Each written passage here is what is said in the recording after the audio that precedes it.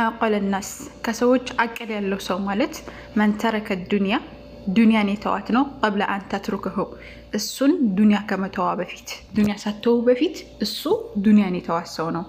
ወአናረ ቀብረሁ ቀብለ አን የስኩነሁ ቀብሩን ደግሞ ያስተካከለ ወይም ደግሞ ቀብሩን ያሳመረ ነው ቀብር ከመግባቱ በፊት። ወአርዳ ረበሁ ጌታውን ጌታው የሚፈልገውን ነገር የተገበረ ነው። ቀብለ አን የልቃሁ ከመገናኘቱ በፊት አላህ ሱብሓነሁ ወተዓላ ከመገናኘቱ በፊት አላህ ሱብሓነሁ ወተዓላ የሚፈልገውን ነገር ያደረገ ነው ወይም አላህን የታዘዘ የተገዛ ሰው ነው።